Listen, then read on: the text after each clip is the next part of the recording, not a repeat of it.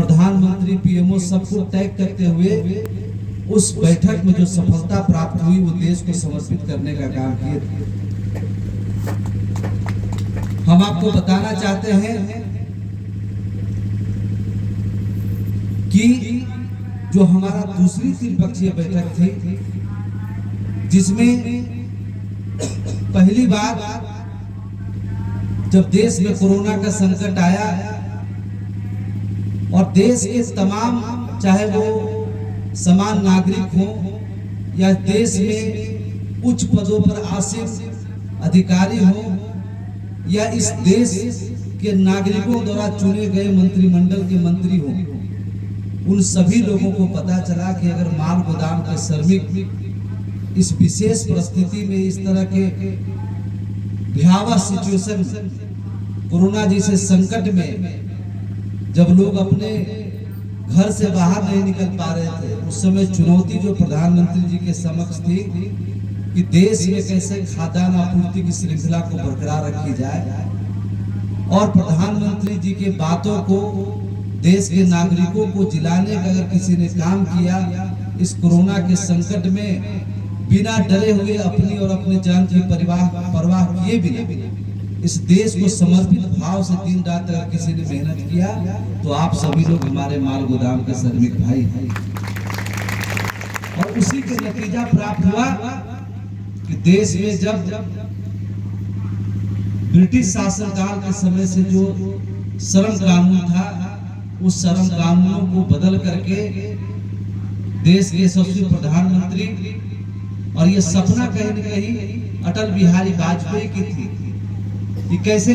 श्रम कानूनों में संशोधन करके ऐसे श्रमिक जो कानून में जगह नहीं मिलने के कारण, संविधान में उनके लिए स्थान नहीं रहने के कारण उनको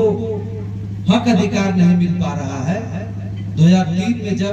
श्रम मंत्री स्वर्गीय साहब सिंह वर्मा जी के साथ हमारी पहली संगठन की बैठक हुई,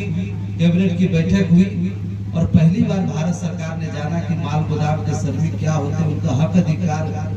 क्या होता है, क्या मिलना चाहिए। उस समय अटल बिहारी वाजपेयी जी ने असंगठित क्षेत्र में काम करने वाले देश के तमाम मजदूरों के साथ माल गोदाम के श्रमिकों को विशेष सुविधा मिले, इनको भी फूड कॉर्पोरेशन ऑफ इंडिया के वर्कर की तरह रेगुलाइजेशन किया जाए, इनको भी पार्सल पोर्टर, कोर, खदान,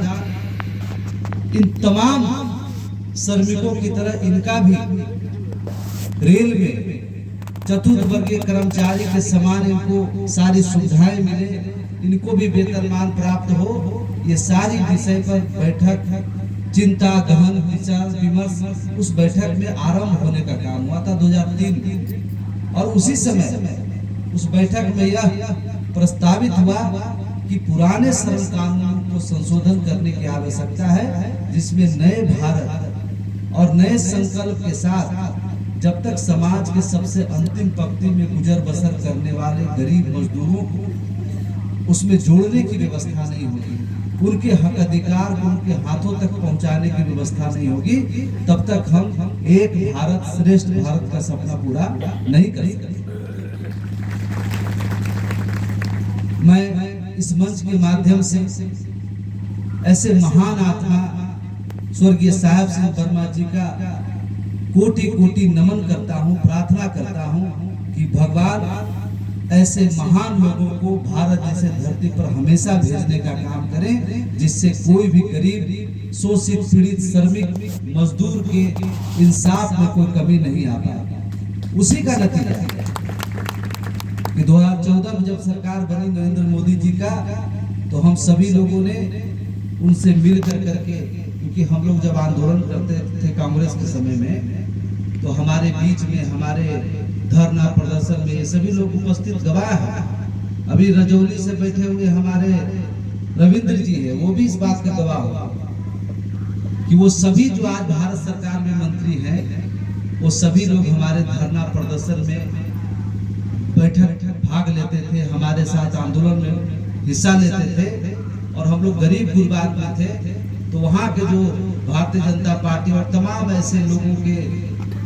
जो वहाँ के मेयर होते थे, उनका बड़ा बड़ा फार्म हाउस होता था, तो हम सभी लोग जो पूरे देश से दिल्ली पहुँचते थे उनका रहने खाने की व्यवस्था उनके फार्म हाउस में होता था, और बस की सुविधा दे करके वो जंतर मंतर पार्लियामेंट पर हम सभी लोग को इकट्ठा करने की व्यवस्था करते थे। तो आसान रास्ता इसलिए हुआ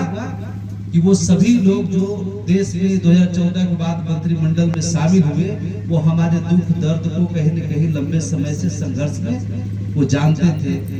तो 2014 के बाद हम सभी लोगों ने लग करके आदरणीय संतोष गंगवार जी जो श्रम मंत्री हैं